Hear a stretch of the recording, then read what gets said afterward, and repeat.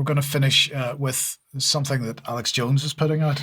Well, yeah, this is a story that was put out a few days ago. I first saw it on Tommy Robinson's Twitter account on April 27th. And the story was here, and we're putting this up on screen. So Alex Jones had posted this, and basically we'll let this roll. Those are the community notes, by the way, of which there are massive community notes correcting this. The claim by Alex Jones and others like Tommy Robinson, but Alex was specific. He said that Pakistani immigrants burned down a Christian church in Wales.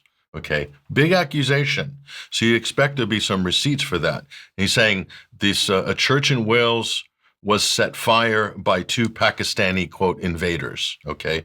Now, when you actually look at the media reporting on this, we find out that this was an abandoned church and that the arsonists who are being held or arrested by the police are two, native white Welsh youths, okay, teenagers, not Pakistani. So what this is, I can't imagine with no basis whatsoever that you would do something like this. It got around 2 million views. Robinson's got 1 point something million, and various and sundry other kind of, I don't know what to call them, these types of accounts on X, and other social media platforms got millions of views on the aggregate. This story went viral, Mike. This story went viral. And I really have to say this is incitement, really, because there's no journalistic merit to any of this. It's just a made-up story that has an evocative anti-immigrant and clash of civilizations narrative, Christian versus Muslim. Clearly, that's the intention of this. Right. Now, this morning, after being up 3 days, we looked at Alex's account this morning, and this tweet that we have, we'll bring this back up on screen, it's off. It's been deleted. Okay. Now, I contacted Infowars or a representative there and just pointed this out. You guys can't run this. It's not true. Look at the community notes under your own tweet. Nobody was either checking it or they didn't want to take it down. Eventually they have. So to their credit, they took it down. But Tommy Robinson's still running with this story, as are all of his acolytes.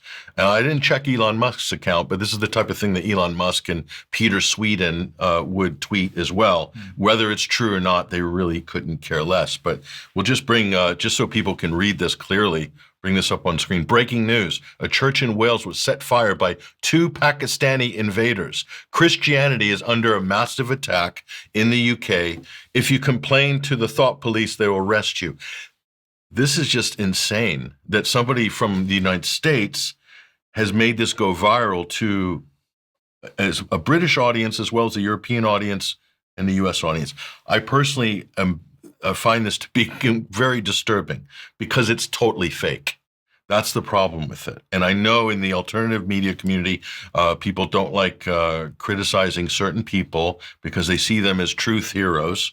But you have to call this out because when you have people, there's actual violence taking place on streets in this country and other countries. And if we're putting out a fake story that has no basis in reality, that ends up in a violent clash based on religious differences or something like that, then whoever's putting that story out is partially responsible for that. It has real world implications. Not just the person putting the story out, everybody that shared the thing. And the thing about this is, aside from the point about the violence is absolutely, and the clash of civilizations, absolutely important. The other point about this is every time we share something which is fake, we are giving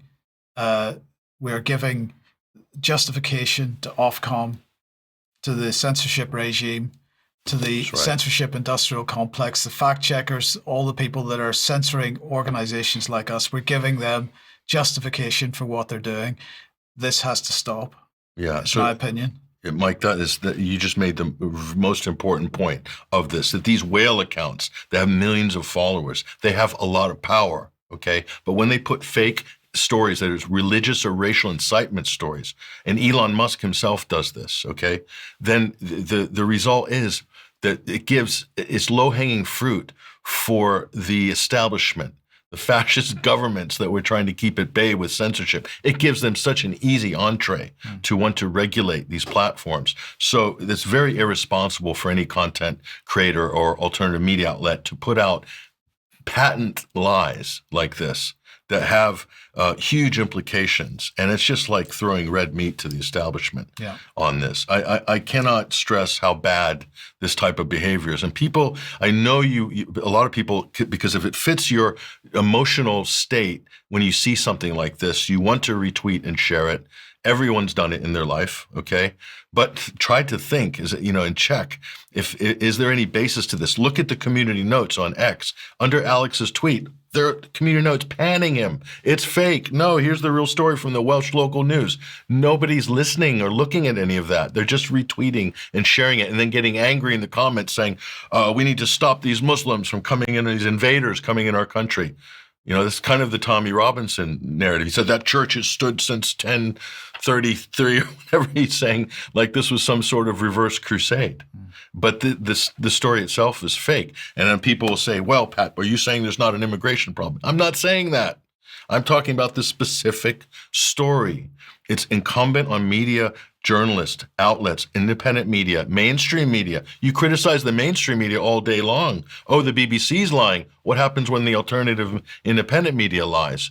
And what happens if that ends up becoming some kind of a violent incident somewhere down the butterfly effect chain? Listen, you got to have some accountability for stuff like that. That's all we're saying. Everyone should try a little bit harder and think a little bit more before they, share certain things. And then, contact these media outlets directly. That's what we normally do. And sometimes we get results. And not with the mainstream normally, but sometimes we do. Yeah. So. Well, yes. Okay, look, we got to leave it there for today. We're a little bit over time. Thank you, Patrick. Thank you, Mark.